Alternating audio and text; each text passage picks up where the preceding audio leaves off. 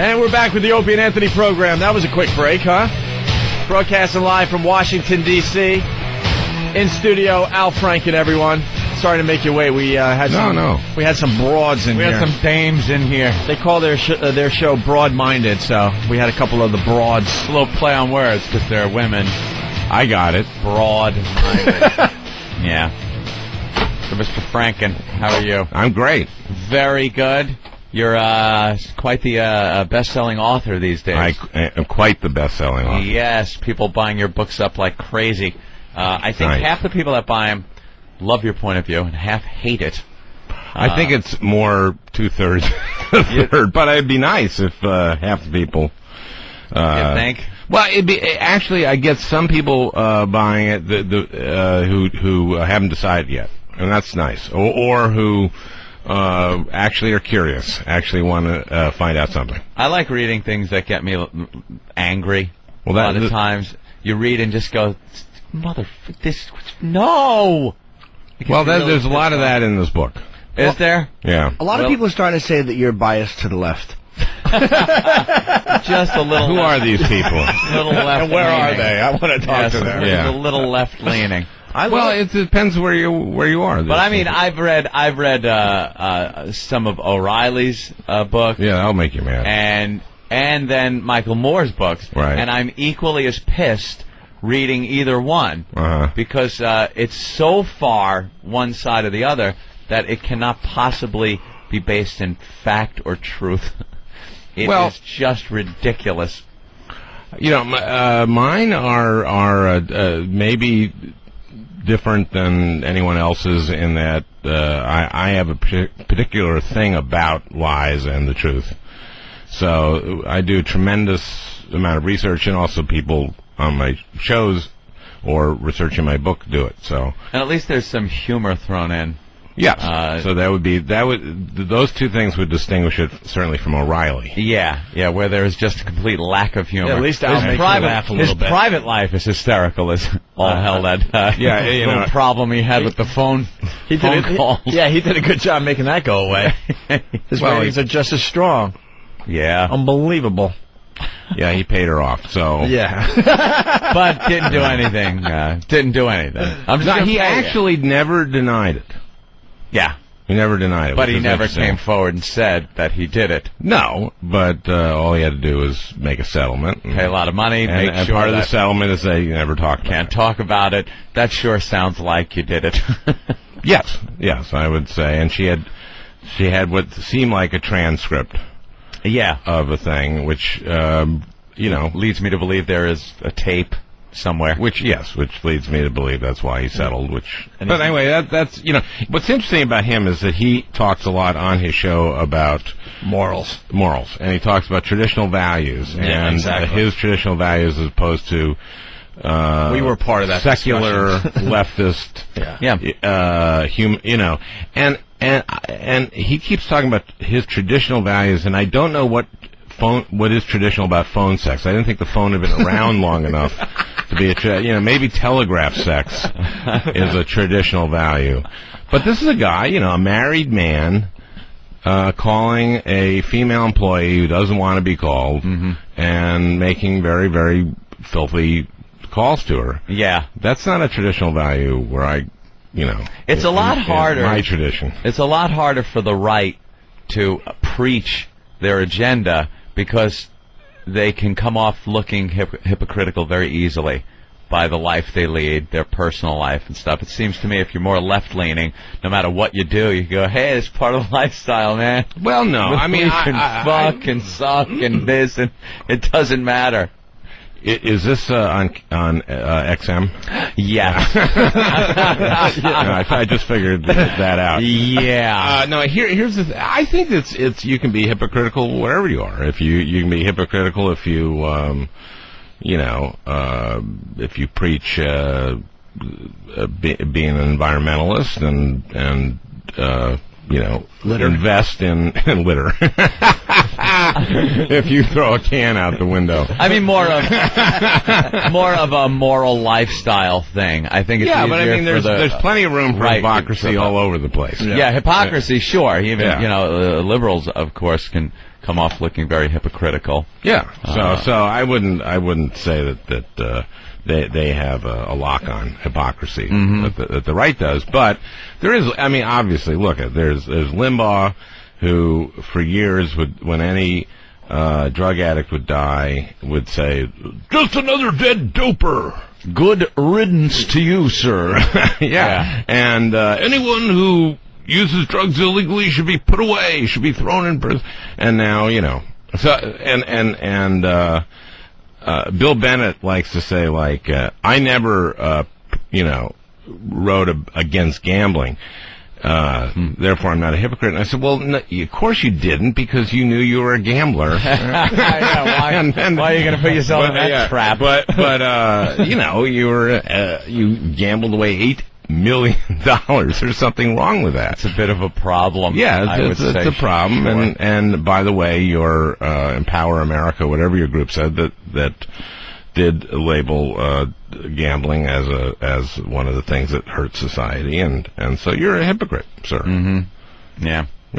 But anyway, so what? None of us are perfect, right, guys? Huh? Right? Can we all agree that it's not a bipartisan agreement? There we are. Let's not point. When you're pointing a finger at someone else, there's 3 fingers pointing back at you. Pointing back That's at right. you. Absolutely. That's what I always say. Who do you want to see as president next time around? Are you for or against Bush? How happy are you that he's not looking good at all these days? I have to say that I don't take joy in our president doing badly, but it's great. He's just so many things are coming home to roost, and it is sad. It is sad that it has to happen because of people suffering in Katrina.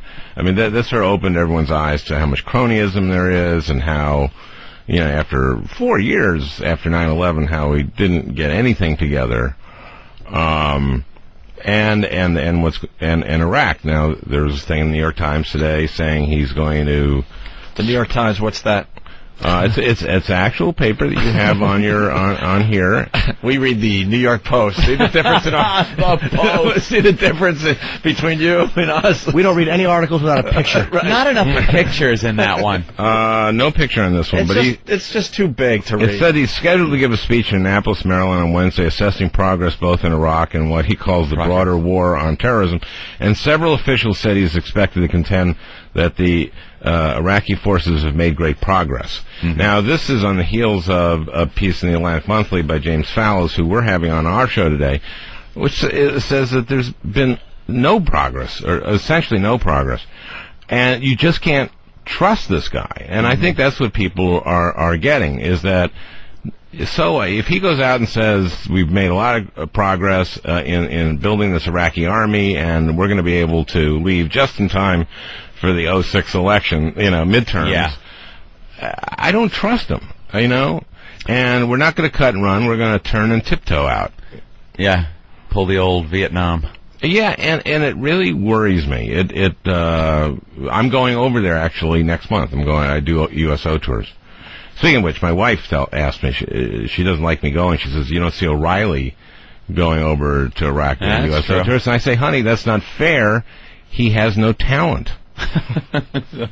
That's what I say to her. That would dishearten the troops. He would just go there to bring morale down. Yeah. If they were too happy and chipper over there, then you send O'Reilly. He's just a pompous ass. Do you do the radio show there, or do you just stand up, or both? I just do stand up. I do actually phone in from, but you don't know what your schedule's going to be. You can't do a scheduled radio. Well, Jimmy did. He went over there. Yeah, I went over there a few times. And we did like a week there in end of 2003. Where'd you go? We were in Baghdad, Kirkuk, Talil. Balad we couldn't land because the fog was too thick, so we spent 2 days in Baghdad. Just a week. Balad's Anaconda, that base? I don't know. We went down. It was like 100 feet. They couldn't see the way. We went back up, had to fly. We hitched a ride with Ricardo Sanchez, Oh, well, then you're safe. Yeah. Voice people, real men and me.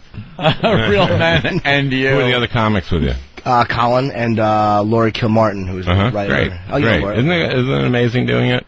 Yeah, I mean, the gigs are fantastic. The soldiers are happy. that you're there. They're really happy you're there. They're really grateful that you show up. Yeah, and you feel safe. I mean, you're surrounded by the U.S. military. Right. You feel. We didn't go though. We flew only C-130s. We didn't have any Black Hawks. I did Black Hawks, which made me nervous. Yeah, it's scary. Yeah, I did. It's funny. After the first time, I went in 2003, and then I also went last year. But after I came back, I went around Christmas time, and in the spring, I was out in L.A. the Friday before Oscars, and Ariana Huffington invited me to this big Hollywood party, and at this agent's house, and there was all these A-list people there, Mel Gibson and Tom Hanks, and actually some people I knew from doing Saturday Night Live, but they had been hosts. But at one point, I got literally overwhelmed by all this, and I went to sit in a room by myself. It was a library at this agent's house, and I sat down. And I heard, "Hey, and it was Sylvester Stallone. And I never met him before, so I said, "Hey, Sylvester." And he said, "Hey, I heard you went on one of them USO tours." And I said, "Yeah, I did." He said, "Yeah, I was supposed to, but I didn't." And I said, "Well, why didn't you?" And he said, "I thought it might be dangerous." And I said to him, "Well, it's not really, because you're with the USO, and they don't want anyone in the USO to get hurt, and you're traveling, you're really embedded. And, well, let me ask you this, was there any time at any point you felt that you might be in danger?" And I said, "Yeah, I guess the only times were when we took Black Hawks from Baghdad to Tikrit, and there had been some Black Hawk shot down, so I guess then I felt like maybe I had a 1 in 10,000 chance of something, He goes, "Yeah, that's why I didn't go." And I said, "Weren't you like fucking Rambo?" In the movies. And he went, "Well, yeah, but I got a good life, and I don't want to, I like my life." And that was, but essentially, yeah, you're very safe. And my wife goes nuts for the 3 days that I'm in Iraq, because we also go to we're also in Kuwait and in Afghanistan, and we're taking great care of. And I can imagine what the family members of guys that are over there for a year and a half. Yeah, sure. Not just a few days. So they must, and my wife was saying that too the other day, just yesterday, because she said, "God, I can't imagine what it'd be like to be a family member of somebody over there."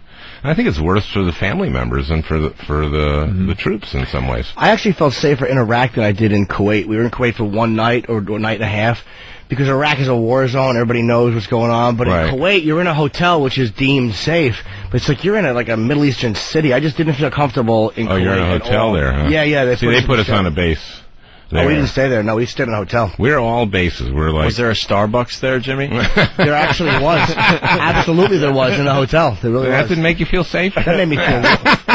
There's no Starbucks. No, you're all right. I may be beheaded, but at least a latte will go down first. Yeah, it was kind of horrifying. So, who do you want to see as our next president? Okay. Did you answer that? I didn't. Oprah Winfrey. No. Some say should be. What do you think of Joe Biden?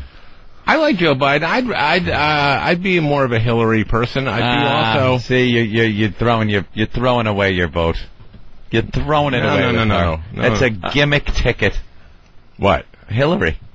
She's not a ticket. She's a person. It would be no. It would be a gimmick ticket. Why is it a gimmick ticket? She's an incredibly able person. And is America ready to elect a woman? Yeah, that's the elect question. A woman who they think is. No, that's the question. I think there's a lot of forget about women. I think there's a lot of people that don't think she's very credible as an elected official, never mind president. Well, why though? Why? Why? So there you go. I think she's become this picture of feminism, and to be honest with you, what bothers me about her is she did what any other woman did, what she did, which is stay with a guy who was sleeping with everybody under her nose and embarrassing her, and she stayed with him. And there's something about that really bothers me. It's like if any other woman did it, they would be attacking her as this 1950s housewife. Weak, yeah. Yeah, but because she does it, they're well, look at her. She's. I don't know. First of all, I think you might read that differently. I think that actually helped her in a way, is that she stood by her man in an odd way, and that's not the sum of what she is. I think that's in fact, she may have the strong. If she runs. And in 2008, and people say, "Well, I have a real problem with Bill Clinton's personal life." She has the argument of like, "You think you have a problem with it?" How about me? And they go, oh, yeah, okay. And I think she's incredibly brilliant. Now, I mean, there are other people that I really like, too. I like Barack Obama. Is probably too soon for him to run, but I just think he's going to be president someday. See, here is why the Democrats screw up year after year with the election, 4 year after 4 year. You guys got to get a legitimate candidate in there. Not some... Obama ain't going to happen. I just said that. Hillary... Yeah, I know, but even to bring it up... And Hillary, just knock it off. Find a credible... No, Hillary beats any Republican except McCain. I don't think so. No way. I don't think so. I think for a woman... Name a Republican who beats her. McCain. No, name a different Republican. I mean, name a Republican besides McCain who beats her. Strom Thurmond. Name a Republican who's alive that beats her. Friggin' Cheney would beat her. Oh, my Lord, no. That's how bad it is. I think you don't. I don't think you know. I don't think you. No. I think you read. You read your New York Post. The problem. I'll read my New York Times. The problem with a woman being elected, she'll have to be a conservative, I think, because you're going to get. I think to get crossover, you're going to have more liberal people and thinking the power of a woman being president is going to be important and crossing over. Then you will have conservatives going to vote for it. You understand what I mean? I think for a minority or a woman to win, they're going to have to be Republican eventually. I understand that, and you put it so well too. Yes. I understand that sentiment, but I think she's she is very, very well regarded, certainly in the Democratic Party, and stands a good chance of getting the nomination. And if she does, I don't see a Republican. You've just named Giuliani. Giuliani's not going to get the nomination. Well, you're saying Republican. I think he could beat her. But he's not going to get the nomination. Well, how do we know? Well, you're right. How do we know? But he lived with 2 gay guys. So what? He's a good egg. I know, but crossover helps out with the. No. But what I'm saying is that he's not going to get the nomination. Yeah. They're not going to go with a guy who. I still think Giuliani could beat her, though. I think credibility-wise, Giuliani is seen as this raucous ex-prosecutor and the way he handled New York after 9/11 and what he did for New York. And I think that his inaction in public service, not that she's not sincere, which I don't think she is, but people would argue that. But I do think you don't think she's sincere. Nah, I personally never dug her. I just don't. I haven't seen her do anything. I don't, man. I don't. She's done That's nothing. How people vote, though. But she's never said anything. I don't dig Welcome her. here to. You know who I like? Who's a Democrat? Issues in focus. I think Jimmy Carter's a sincere Jim guy. never dug Right. her. It's nothing against her, but I think her career motivation is. Oh, you mean she's ambitious? Well, ambitious, but it's more for herself than it is public service. I think that's just how she comes off. It sounds corny, but that putting that Yankee hat on, it's almost like you're not a Yankee. There's something about Giuliani being a New Yorker and a Yankee fan. People feel like, or at least this is the person who we're seeing. Well, here's if you talk to like firefighters in New York, and by the way, I thought it was masterful after 9/11, but and I went to a number of services, funerals for firefighters because Giuliani asked people to, because when a firefighter dies, normally all these firefighters from all over show up, but we had several hundred die, and so they had one funeral after another, so Giuliani asked the public to show up. So my wife and I would go, just to go. And I saw him at a number of them, and he was great. But if you talk to firefighters now, they don't like him too much. And one of the reasons they don't like him is he did nothing to get interoperability between radio signals between the police and the fire department done between the first attack on the World Trade Center and the second attack. And that cost a lot of lives. And I think if you really examine his record before 9/11, it ain't so strong. I think he did a masterful job afterwards. You don't think he cleaned up New York before 9/11? As far as the shape it was in, like with just with crime and the little quality of life stuff that people called him a Nazi for? I think some of those were good. I also think some of them were started during Dinkins. I think that community policing was started during Dinkins. It was started during Dinkins. It gave Giuliani a lot of stuff to clean up, make New York look better.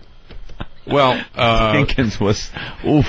Cops didn't like I remember driving into the city when Dinkins was mayor, and nothing but squeegee guys porno shops, which, fine, I frequented quite a few, but, they wouldn't exist without people like you. Absolutely. But as far as, bringing money into the city and building... you have to also remember that Bloomberg has improved over that. But also that Giuliani was mayor during the Clinton administration, and things really during the Clinton administration went very, very well for for America and for New York because of the markets and stuff. So a lot of that was really about economic forces that had nothing to do with Giuliani. Well, look at all the Koch years before that. When you look at Koch and Ding, it's just kind of like the mess that it turned into. Well, we had Democrats running it. We had the crack epidemic, and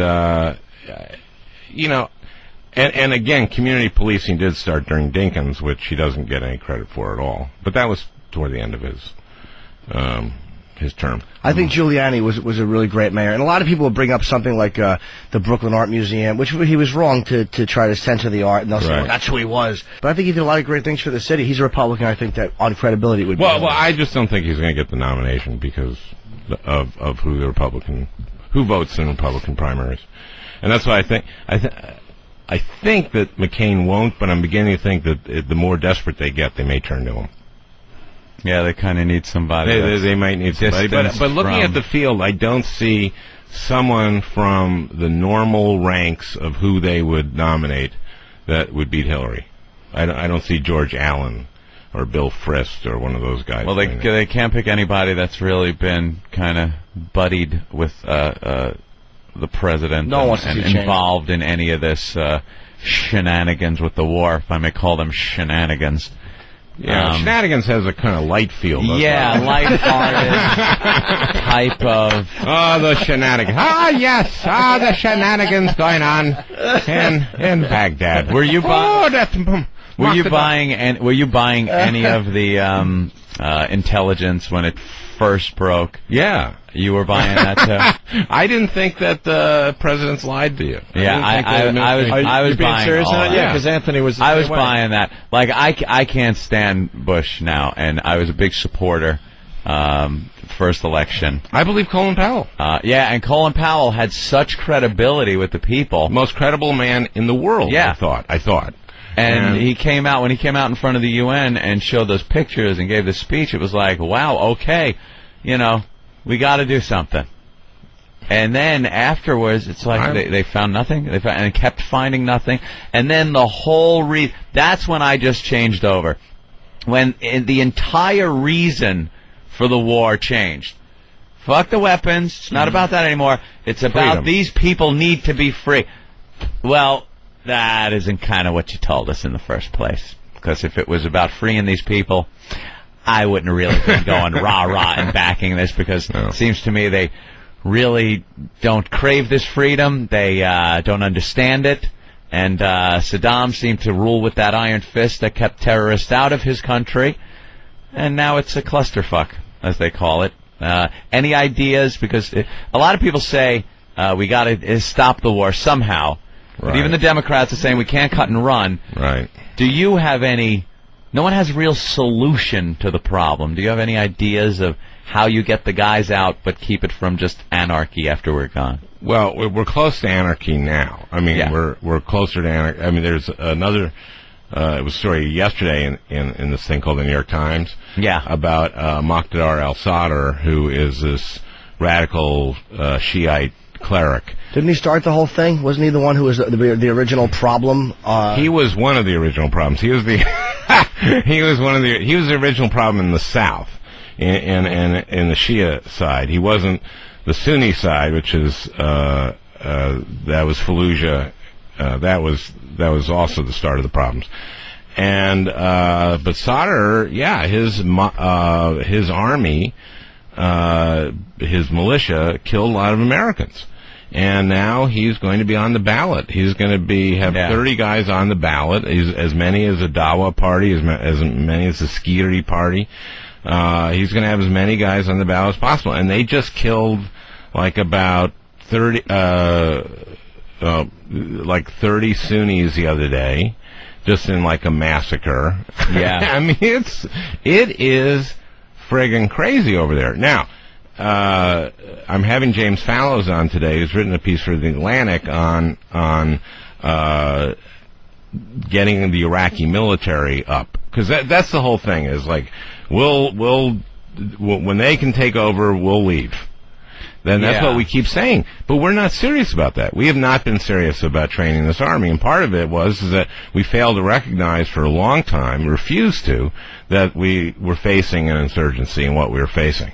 And so we wasted the first year, and we don't really put enough resources and guys into training. Yeah. And we don't have enough guys over there. We don't have enough guys to both train them and to keep things at bay, essentially. Some gentleman on Meet the Press yesterday. See, there you go. You watch Meet the Press. He says training the Iraqi army seems to be the selling point of the administration right now. We got to get them trained. Once they're up to speed, we can leave.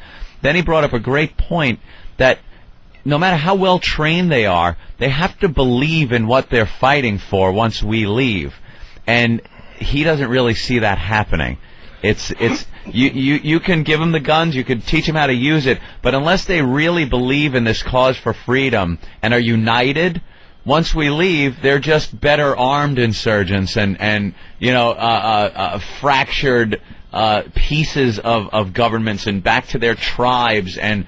Right, exactly. And then now you're screwed again, even though that you trained this army, they just don't believe in what they're fighting for. And I seriously don't think they do. I don't think they understand what freedom is enough to really have that passion to fight for it. I think many of them do. And I think when we first got in there were a lot of people who were just elated. The Kurds. The Kurds certainly do. For the people, everyone that was being shit on loved it. Well, that's true. I mean, the Shias, but a lot of that includes people who it was like a majority of Iraqis, and we blew it. We blew it by allowing looting and by not getting the electricity up, and we just blew it. But let me ask you, the electricity and stuff, weren't they constantly sabotaging it? Not that you don't have to overcome that, but it's not like we weren't trying to do it. It's like their own people are sabotaging. No, but there's all kinds of pre-war planning that was done that was ignored, that said that they were going to do that said the first thing you have to do is not allow chaos. And we allowed looting right away, and that they did $12 billion worth of infrastructure damage during the looting, is estimated. And that's when we lost control of the country. And that's when the insurgent, the first bomb that killed more than one person from an insurgent didn't happen until 4 months after the invasion. Did you think maybe that's when Saddam got caught? It seemed like a lot of them. Like, what I want to know is, once they realized Saddam Hussein was not coming back, that's to me when the country completely fell apart. It's like, not that it wasn't happening before that, but that's when they all went, okay, now we can do what we want to do. Where was al-Sadr? I think his father was murdered by Saddam. He was a cleric. Right, exactly. Where was all the anger and the militia when Saddam was killing his father? Where was the balls then? Where was this anger? Well, he had clamped down that country with 500,000 troops. We have 150,000. Mm-hmm. So in other words, he knew the way they should be handled. Yeah. Well, this is what our army was saying. Shinseki, who the army chief of staff said, we need to send 400,000 guys in there. And Rumsfeld, no, I want to transform the military, and I can do this with 100,000. Yeah. Mm-hmm. And Tommy Franks finally got him up to like 150 or something. They went in there, and they called it mission accomplished, and they thought they had done it, and they really did. And I would really recommend this Fallows article in the Atlantic Monthly. Maybe your listeners aren't smart. I wasn't going to say that. I was not going to say that. We got some smarties out there. Yeah. No, and maybe they're not the type to read that kind of article, even though they're brilliant. They prefer to apply that brilliance to gossip together here. Yeah.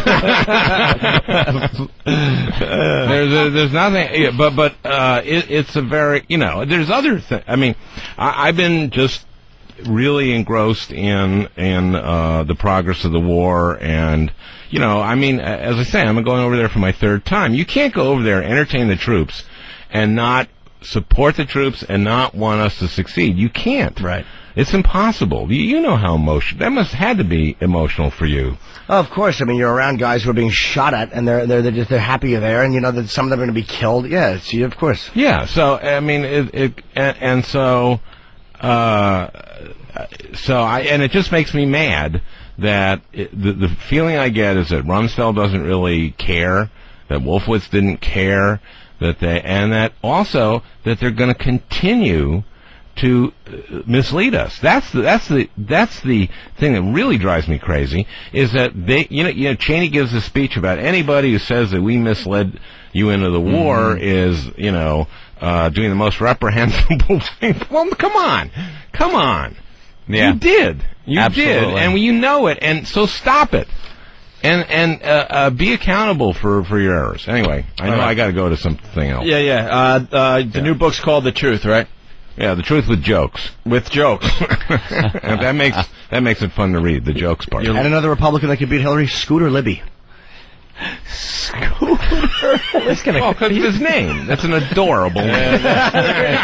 Cute name. Al Franken, thank you so much. Thank you, guys. We like when you come on our show. Thank you. And there you go. Al Franken is heard on XM 167 from noon to 3 on the East Coast. There he is. Al. Yeah.